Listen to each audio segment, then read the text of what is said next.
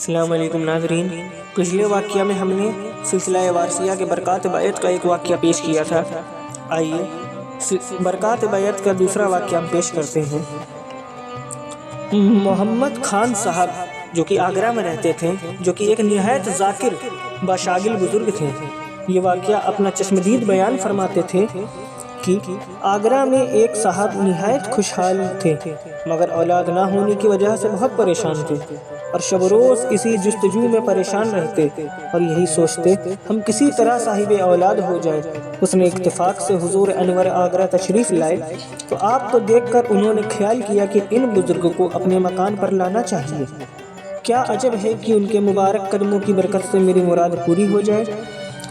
انہوں نے حضور انور کی خدمت عالی میں دعوت کے لیے درخواست کی، جو آپ نے قبول فرمائی۔ وہ عقیدت مند نہایت مسرت سے مکان کی صفائی اور آرائش میں مصروف ہوئے۔ راستے سے دروازے تک خوب چھڑکاؤ ہوا۔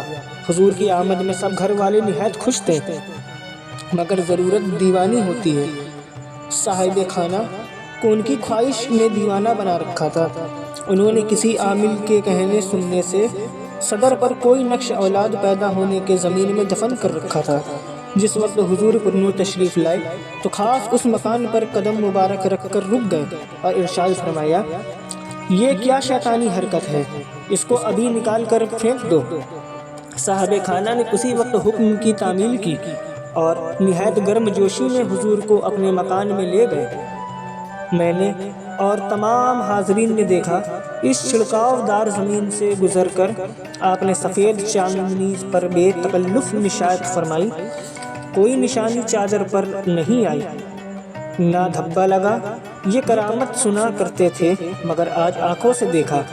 حضور انور کی برکت سے صاحب خانہ کی امید کے موافق ان کی مصیبت دور ہو گئی اور وہ صاحب اولاد ہو گئے۔